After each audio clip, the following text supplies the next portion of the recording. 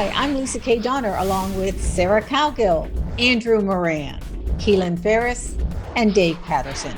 And this is the Conservative 5, Liberty Nation's online TV news program. On today's episode, Shelter in Place, we dissect the slap heard round the world in our segment called Oscars Gone Wild. Blundering Biden really blows it. Are Joe Biden's words going to bite us in the patootie? The C5 panel weighs in. It's time for a deep dive into falsifying the video news in our segment called The Deepfake.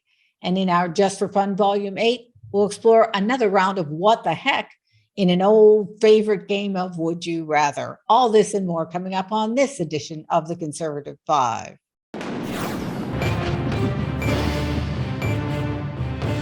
The Oscars came and went, and while no one recalls the winners, they do remember the ruckus. Will Smith stormed the stage and slapped Chris Rock. And we're going to weigh in on all the commotion since the Oscars went wild. Everyone is still talking about it and theories about the assault was staged. What was Will Smith thinking? Did Chris Rock know there was a health issue? Blah, blah, blah, blah, blah. Andrew, I know you love the pomp and circumstance of award ceremonies.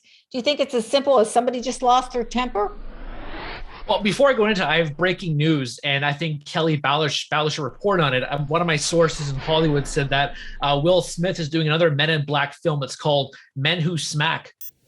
Oh, that was a good one. All right. But such a dad joke. That's a dad joke. But seriously, this type of behavior is why Will. But this type of behavior is why Will was sent to Bel Air in the first place to live with Uncle Phil and Vivian. All this violence is just uncalled for.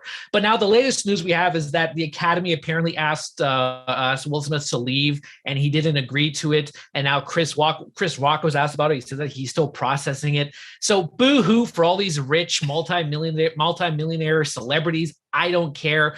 But I think the real story in all of this is the fact how members of the press are making it about them and their cause. There was a CNN analyst the other day who said that this was all Donald Trump's fault. There was another person on this left-leaning blogger said that white people shouldn't comment on this because they don't know what black people go through. And then on the right is just as bad, because if you look at the social media takes, they say, oh, this is representative on black crime in Chicago. So this is all nonsense. So I guess in my case, since I'm the economics correspondent, I can tie to it saying, well, Will Smith is representing the Federal Reserve and he's smashing Chris Rock in the face. That's like us with inflation. So overall, the media's reaction is worse than what played at the Oscars, which of course nobody watched again.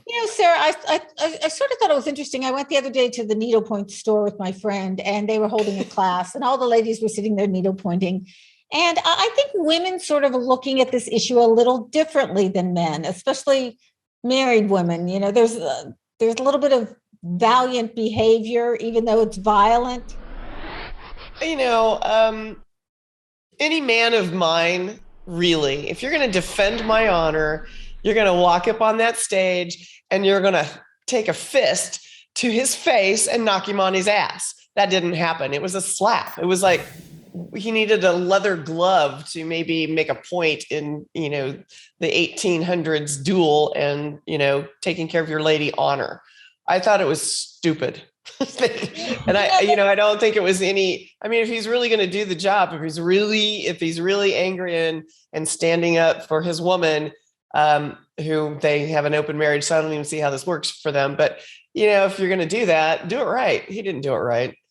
Yeah, I heard his wife's boyfriend actually thanked Will Smith for doing it. Well, Keelan, I wonder. Sarah makes a good point. I mean, guys slapping other guys. I hate to say it's a chick thing, but Yeah, it's the slap part that I'm hesitant to believe it was real. If he, threw like 2 or 3 punches and then we had an all out brawl, then I'm on the it's real train. But it's the fact that he slapped him and then, the US media cut out him cursing him out from back in his seat that makes me hesitant to say that it was completely real and it wasn't staged. So I still haven't even fully decided, whether I think it was real or it was a whole setup or not. I don't know what you guys think, but it's the slap part that's got me hesitating. Yeah, giving you pause. Well, Dave, You're a chivalrous guy and you have a lovely wife. You know, first of all, we don't even know if Chris Rock knew that this woman had a health condition. Well, I think that this is a very modern approach to chivalry and valor. Back in the day, never would have happened on stage. It would have happened in the parking lot, and that's what you need Vinny and Victor for. I thought you were going to say it would happen on the back 40 or in the center of town across from the saloon, 10 paces, turn around kind of thing. No, the asphalt does a lot more for the face than with the back of the saloon. But you have to remember too, Will Smith did the whole of audience going public a favor, because I would have done the same thing based on Chris Rock's movies with Adam Sandler. I missed that joke. What movie? That's a joke. That's I don't think it was a joke. all of his films with Adam Sandler have been dreadful. They're all just horrible movies. So Will Smith did the public a favor. Yeah, seriously, I really did read an article this morning about, and I thought it was going to come down to racism at some point. The media just has to twist and turn. But they were talking about the white gaze. People were supposed to act a certain way in front of the white gaze. Did anybody hear that? That's just stupid. I mean, that's stupid. I mean, I don't know if it was a hoax or a fake out or somebody to get the people to watch the Oscars, because nobody watches the Oscars anymore. But that is stupid. Like, you have to act differently because white people are watching you. That is, I don't want to say it again, but it's ridiculous. Well, I think. And it is true. A lot of people have not been watching the Oscars. I mean, did anyone here tune in the Oscars originally? No. And I used to watch Gone with the Wind, huh? Obviously. Was that a movie? Go ahead, Keelan. I used to watch like the Oscars, American Idol, the Grammys. It was a big ordeal. You go to school, high school, middle school with your friends, like, who's watching the Oscars or who's watching the Grammys this weekend? Not anymore. Nobody cares anymore. I don't care. And, no one, as you can tell from the numbers, no one's really tuning in because it's not entertaining. The jokes suck. And no one. Wow. Tell us how you really feel, Kim. and if Amy Poehler and her sidekick, I can't remember her name, but if Amy Poehler was hosting the Oscars, then I would tune in. But, Chris Rock. Another thing that bothered me about this whole thing is when they were showing clips of the audience, Will Smith was laughing at that joke. And then all of a sudden he stores up on stage. It was like it was his cue to go up on stage and whack somebody. But, again, he didn't do a very good job. Well, if it was all an act, Will Smith might have won another Oscar for that performance. Yeah. I don't know if we explained it or muddied the waters further, but we couldn't let this one go by without commenting. Thanks, panel.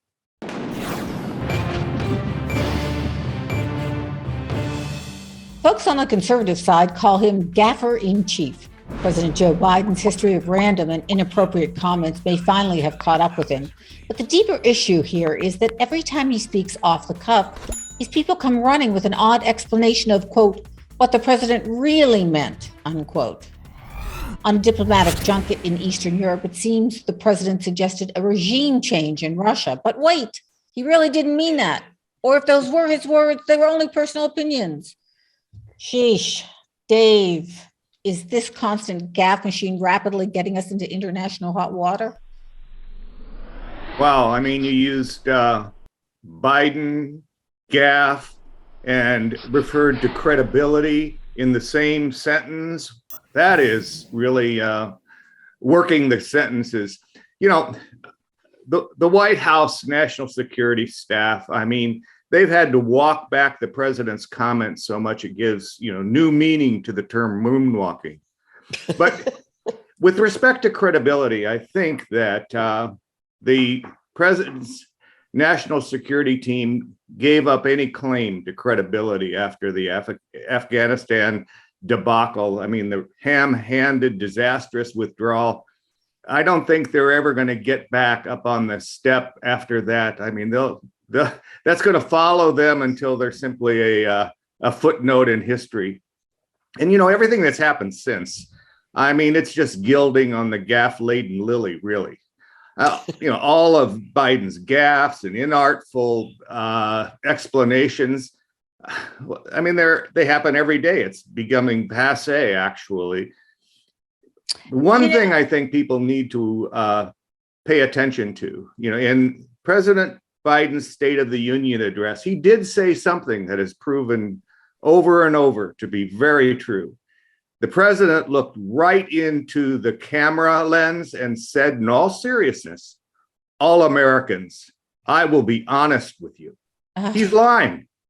It's almost a rule in psychological counseling. You know, when someone feels that they must tell you that they are telling you the truth, they aren't telling you the truth. You know, Sarah, I'm trying to figure out what's going on between him and his staff. I mean, this is so embarrassing. He utters a phrase that's not on the teleprompter. And by the way, you know, he had scripted answers to prepared questions. It's just, this is politics 0.0 as far as I'm concerned. You know, candidates, electeds that believe they're the smartest person in the room because they've been told by the yes men and women that they're the smartest person in the room. They sometimes like to go off script, and because they're the smartest person in the room. And this is what happens. Says the former speechwriter. Yeah. Yes. And but that was the most, you know, like when your candidate or when you're elected starts wandering down a random path and you're like, stick to the script. Because when they stick to the script, you got your points covered.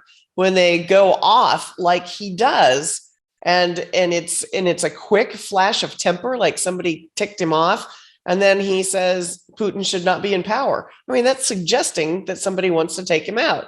I mean, and that might be what people are thinking everywhere, but the president of the United States cannot say that unless he's going to do that, and he cannot say that. And then he has to have the whole world try to walk back his flapping jaw, and it's embarrassing, and it's embarrassing for American people to have to go, that's my president, when they see him do things like that. Andrew, it's a gaffe a day. I mean, it's just crazy. And the fact that they prolonged the gaffe because then they walk back the gaffe, and then he sort of comes back and says, no, that's really what I meant. And it's kind of a taffy pull going on.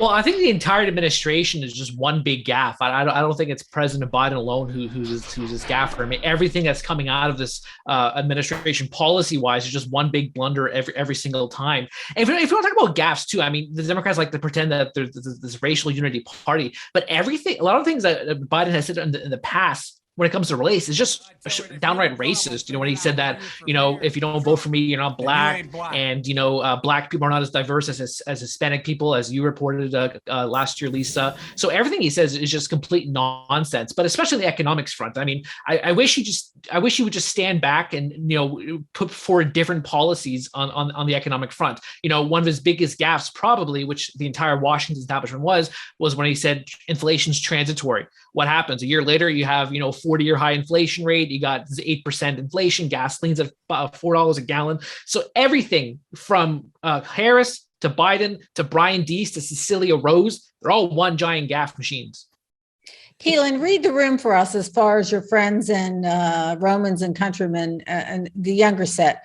What's their take on this? Are we making too much of this? They don't notice it. It's not in their purview. What's the give me the gimme? For those people my age who care about politics and keep up with it, if you're a Democrat and you voted for Joe Biden, you kind of just act like it's not happening. You kind of act like the cheat sheets aren't a thing, that maybe they're fake, or because that's my favorite, that he gets the cheat sheets to give a 10, 15-minute press conference. And, you know, I've got to give a 25 presentation on a paper I wrote, but I don't get a cheat sheet. But he's the president of the United States, and he's got, you know, the bullet points and in the first person, I said this, not this. But, you know, half of the people my age notice it and are like, are you guys not seeing this? And then the other half are like, nope, we're not seeing it at all. Well, that's really interesting. So probably among your set, it leans a little more left. Am I wrong about that? No, you're not wrong. I would say the Generation Z is primarily, not even necessarily pro Joe Biden. A lot of them do recognize his downfalls and his flaws, but there's still blind support. Wow, even with all the economic things going on, gas, food, beef, chicken, bacon, the whole bit, they're still behind him, right? Yeah, well, when you watch CNN and MSNBC and they tell you it's not Joe Biden's fault, and they also throw in that, hey, but we're going to take away your student loan debt. Just wait, it's coming. That's what keeps them on the hook. It's the empty promises and that haven't been fulfilled for years. Wow, wait really till Joe Biden takes away their parents' basement. Then you'll see an uproar. Well, Keila, I'm fascinated by that. So your friends still think that eliminating student loan debt is the right course of action policy-wise? Oh, 100%. People say it in a joking manner and a serious manner that it has to be done because it'll only add I think it's a little less than $2 trillion to the totaling U.S. debt. But people still believe it's going to happen. I mean, I would not be shocked if that's something they pull out of their back pocket. And maybe it's not a full wipeout, but at least enough to entertain people and get them to the, voting booths. But yeah, people still think they never stop believing that that's the right answer for student loans, that we just need to forget it all happened and, forgive everybody. Just explore this a little bit more now that we have a second. So that's coming from your friends that are lefties, but I would think that your friends that are on the right are really hardcore. I mean, these people are dialed in, they know what's going on, and they feel strongly about their politics. Am I right about the conservative right in the younger set? Oh yeah. And a lot of my more right-leaning friends, they post on social media. They're like, you guys are nuts. You're clueless. How are you not seeing this? Posting on social media, their own Instagram, Facebook, even LinkedIn. How are you guys not seeing what's going on? And nobody on the left really wants to acknowledge it. But my friends who are conservatives, have even stronger beliefs than I do. They are hardcore. And a lot of them actually, went to school for business or finance or hospitality. And some of them are starting to talk to me about, hey, I want to get involved in politics. I might be moving back to Washington because I just can't take it anymore. And my country's, headed in the wrong direction and I want to get involved. So when you're with your friends who are Democrats and Republicans, when you go to a pub together, are you the debate moderator? Do you ask questions and say, hey, follow up on this, or what do you think of this? Yeah. I would say my Republican friends or conservative friends and myself, we just we don't bring up politics because a lot of my friends aren't super active in politics, which I don't understand how you can't be. But, we just don't bring it up. I'm able to have a civil conversation. I know, and I'm friends with a lot of people that can't have a civil conversation. But yeah, if we go out to dinner or whatever, or out for drinks, no one's bringing up politics, which is great because sometimes I feel like it's overwhelming and, everything is political.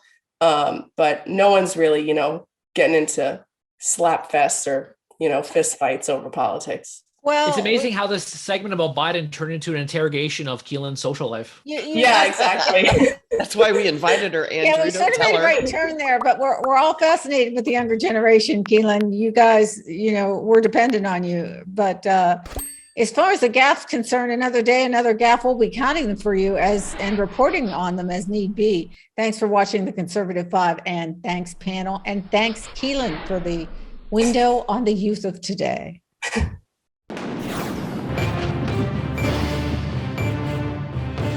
There's another new threat lurking out there on social media. It's called the Deepfake.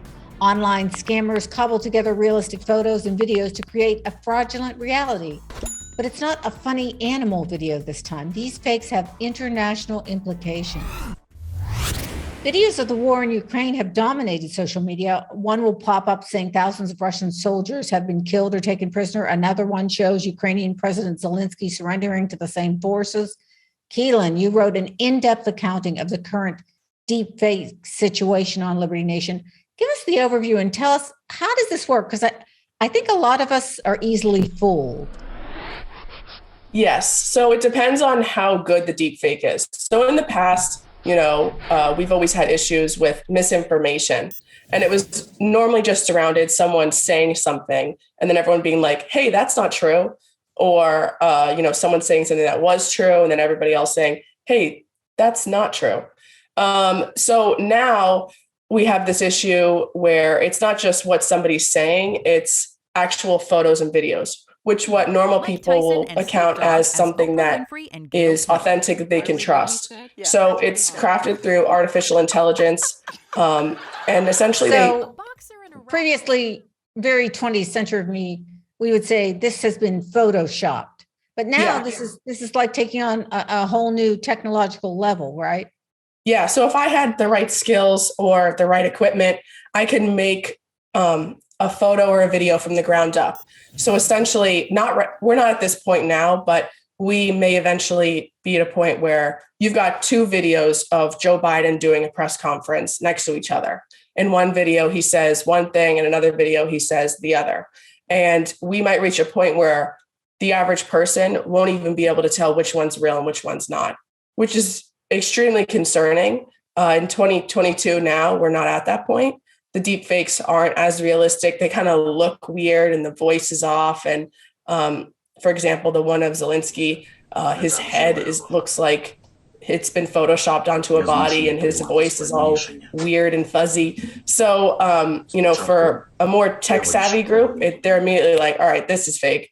But we will eventually reach a point where even myself, who's tech savvy or, hip with computer science and all that fun stuff, I won't be able to tell what's real and what's not. And the implications on a international stage are huge, especially in elections. And then eventually, I think this could impact the justice system because, when you bring something into evidence, a video of, a fight going on, and you can tell in the video who started it, is this video real? Is it fake? That's going to be also an issue. You're coming right into my area because I've been a long time television reporter, anchor, and have always worked in the broadcast news industry. And I'm really suspect of this business of body cams. And the reason is it needs to be 3D. You can't just have one camera at one angle and then try to make a jury agree with you based on that one angle. If they take 3 different angles of a base in baseball or 3 different angles of a football in football, then why can't we take 3 different angles of what's going on at a crime scene? But Andrew, I'll let you pick it up from there. But that dovetails right into my argument, which one camera in a crime scene does not tell the truth. Well, I think when it comes to, I should say the whole truth. Yeah, well, I think I'm not going to delve into that. It's not my line of expertise when it comes to the legal ramifications of police. But I will say I'm in line with Keelan, where I'm not too concerned about deepfakes right now. But as the technology advances, I would be concerned, especially if it gets in the hands of the government, who can use it for nefarious purposes, regime change, war, foreign invasions, whatever the case. But for now, the reason why I'm not concerned, especially when it comes to, let's say, in your case, body cam as an example, or news footage, whatever the case, is that if you upload it, say, to a blockchain, now a blockchain can certify that content to show that it is authentic, it comes from a primary source, has not been fiddled around with. You go into blockchain, you look at the code and has a certification onto it to show that it's real. So from that regard, I'm not too worried about it. The second thing from a legal standpoint too, is that the person who, let's say, who did a deepfake of a video, and that led to some malicious intent, that person could be charged to be liable for what happened. So for those 2 instances, I'm not too worried about deepfake. Technology advances, evolves, then I'll be worried. I can tell you what worries me is the fact that not everybody's going to care. Not everybody is going to, I should verify that video and let me go tech savvy and who's going to fact check it for me? Because people just think that's being done. So if I see a video like the Zelensky video that we've been talking about, if I see that video and it looks a little hinky, it's hinky. But when they get better at it, who's going to tell me it's not, who's going to tell me it's not legitimate? Are there going to be new fact checkers out there? Is it going to have to go through some kind of a process to verify the blockchain? I don't know how that works. I don't think anybody I know knows how that works. So that is my fear, is that it's going to get so good and then we don't have anybody running herd on those people. I think there's a chance too that that the people who would be likely to do the deep fakes may be the victims of their own technology, because today social media is instant. You say something, or you try to doctor something, and there are a million people who say, no, I just saw that. That's not what that person said. So I think there's some advantage to the instant feedback on events and speeches and things that are really matter in terms of social discourse. I would make one request for Lisa, is that once this video is over, I hope somebody can deep fake my face, because I'm not too concerned. I'm not too happy what I see in the mirror every single day. So perhaps Lisa can make that request for me in the future. I didn't want to go too light, but immediately when they started talking about deep fakes, I remember the whole Canadian thing about Justin Trudeau and his eyebrows. He had like this eyebrow issue, and everybody was talking about, and I kept looking at all those photos going, are those real eyebrows? Are those fake eyebrows? There's just a lot of things you can do with pictures, and, it can be really dangerous. So Keelan, let us go with one suggestion for us old folks, how to spot a deep fake and what we should be suspect of. I would look to see if anyone with being a credible or reputable source has posted the video as well. You go on Twitter and you see a video and everyone else is reposting it. But if, Al Jazeera or the AP or, the BBC isn't, reposting it, then maybe I would hold back on believing it's real just yet. The issue that I have, not even before we get to a point where you can't tell what's real from what's fake, is that this is just going to sow more distrust and more insecurity and hesitation in not just the American people, but like the entire world. People are going to be hesitant to believe, not just from people's lips, but see videos and photos. Is this real? Am I sure this is real? I don't know if I believe this. I don't know if I trust that this isn't fake. But that's my biggest concern for right now, as we, inch towards international elections and other major world events, that this is just going to kind of tear at the social fabric of our society, at least, that's like barely holding together. It's just going to sow more distrust and hesitation into believing what's real and what's not. Yeah, and it may be inevitable that we reach the point that, where it's impossible to identify a real video from the deep fake. Anyway, thanks for joining us. And remember, seeing may not necessarily mean believing these days.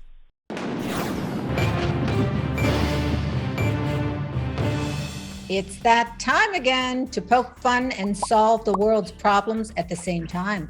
We're going to play an oldie but goodie called Would You Rather, in a game that we call Just for Fun.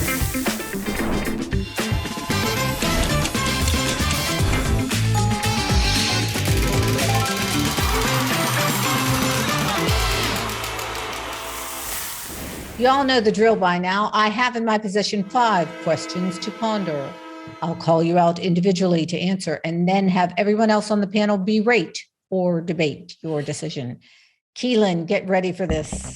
You haven't been involved in this before. It can get pretty hot and heavy. All right. So last time, our executive producer gave me permission to go first, and it was kind of fun because I always went last, and no one likes the leftovers unless it's spaghetti or cold pizza or Chinese food. Well, anyway, I digress. So I'm going to go first. Here we go. 1, 2, 3, 4, 5. I haven't read any of these. I'm going to pick number 1. It's Oscar night, and you won Best Political Thriller of the Year based on Hillary Clinton. Oh. Great start.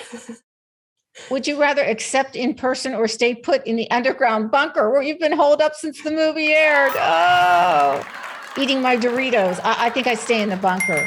Besides, I don't want to get slapped. Not only do you have to dodge all sorts of nefarious people trying to save her honor, but you might get slapped when you walk up on stage. You could get into a serious chick fight, Yeah. and then where are we? No, I'm staying. I'm in the bunker, baby, all the way. What about you guys? Bunker. I think, Lisa, that you stay in the bunker, you get your food on a tray through the slot in the door, and you become president. What's not to like? Is it that about says it? Okay, Dave, that means you're up next. You get between 2, 3, 4, or 5. I will take door number 4. Door number 4. Oh, somebody had Clinton on the brain. Would you rather take on the Clinton family or Beth Dutton from Yellowstone? Oh, Keelan, I bet you're sorry you didn't get this one. We'll let you comment. Oh no, I love Yellowstone. It's one of my favorites, and I take on the Clinton crowd. They're just too easy. Everything they say is either illegal or whatever they do is. Did I mention illegal? They're just too easy. And, they may have great parties on islands, don't get me wrong. But nonetheless, I'd take the Clintons on. I have to tell you guys, I just got a really close friend of mine, a t-shirt for her birthday that says, "Don't make me channel my inner Beth Dutton." I would never take on Beth Dutton. I would not ever attempt to take on Beth Dutton. Neelan, what about you? Are you a Yellowstone fan? Maybe I'm going to age myself here, but I'm so lost on who Beth Dutton is in Yellowstone. Is this Beth Dutton a mayor from Yellowknife, Northwest Territories? Is that Knock it off, Andrew. Knock it off, Andrew. Andrew. Pretty soon he's going to start talking about Banff and oh geez. No. This is like the biggest series in the country. It's really great. Is it one of these like crime podcasts that I'm not? No. Keelan and I are not hip. We're not hip with the older crowd. And then there's 1883, which you have to watch. But anyway, I is that Nancy Pelosi's birthday? I date myself. Zing. Andrew. That was a good one. Number 2. Oh, Andrew, you're killing me today. 5. What sayeth thou? 3. No, you were supposed to pick number 2. Okay. Number 3. There is a political fundraiser scheduled, and you have been asked to be part of the event. It's a cage match. Would you rather step in with Mayor Lori Lightfoot or Mayor Eric Adams? Oh. Well, since Lightfoot looks like a creature from WWE back in the old days, I would definitely say Lori Lightfoot. We can have a cage match and get the Yeti from WCW, and then have all the hellfire and brimstone with Kane. So I think she would fit right into that kind of spectacle. I don't want to ruin the image for you, Andrew, but remember, she only gets in the cage with no less than 85 bodyguards from the police department in Chicago. Jeez, right. And everybody in her town is running around without hardly any police. Keelan, you're up next. Go. I'll take 5. You have a choice of between number 2 and number 5. You wanted Andrew to take 2, so I'll leave that for Sarah. So I'll take 5. Oh, thanks, Keelan. Love you too. All right, we're gonna get into some slapping here. I can tell. Oh boy. Number 5. Would you rather travel back in time to the Roaring 20s or time travel 100 years into the future? The swamp is your destination either way. Wow, that's a fascinating question. That's deep thoughts. I'm definitely going back to the 1920s because Nancy Pelosi's not around. But right answer. You sure? I don't want to be here in 100 she years. middle age at that time? I think she was still around pre-Botox. Yeah. I think the 1920s seems more of a blast. I would say I don't want to be here in 100 years. If we, make humans immortal, I'll pass up on that opportunity and I'll, head out the door when it's my time. But I don't even want to think about what this country is going to look like in 100 years. The Roaring 20s. The Roaring 20s. You have John Barrymore, the height of his fame in Hollywood. You have Big Spiderbeck and his jazz band. You have the flapper dancers. That Roaring 20s was one of the best times. And Calvin Coolidge as president. Keep cool as Coolidge. Absolutely. F. Scott Fitzgerald. Yep. Fabulous music, fabulous clothes, fabulous decor. Yeah, what's not Fitzgerald is my favorite. You could pick any period to live in. My husband and I always talk about this. I would pick the 40s or the 20s. What would you pick, Dave and Sarah? I'd take the 40s. Absolutely. Pick the 40s? Yeah. I kind of like the 20s, as long as I was wealthy. And don't have polio. Oh, good point. Oh, I forgot about that. Okay, number 2 goes to Sarah Girl. You ready? Oh boy. Drum roll, drum roll. Here we go. Now, Andrew, you're going to kick yourself for not getting this one. And I'll kick you when I see you again, Andrew. Would you rather take a punch from Tulsi Gabbard or a slap from Will Smith? Oh, we know, Andrew. Oh gosh, that's so easy. That's Will Smith. If he could punch like Tulsi Gabbard, I'd be afraid. But yeah, no, Tulsi's quite the bad gal. Will Smith slaps people. I mean, come on. Okay, so you're definitely taking the slap from Will Smith? I'm taking the slap from Will Smith, but he won't expect me when I just deck him and knock him out. Andrew, what about you? Well, if it were one of my kinks, I would definitely say being beaten up by Tulsi Gabbard. That would be fantastic. All right. Well, that's it, folks. We did it again. We stayed out of the ditch. An improvement for sure. Did I get to you, Keelan? I did get to you, didn't I? Yep. Okay, so I got everybody in there. Thanks for tuning in, and leave us a version of your Just for Fun suggestions in our comments section of YouTube or Facebook. The Liberty Nation Tribe will thank you. Namaste.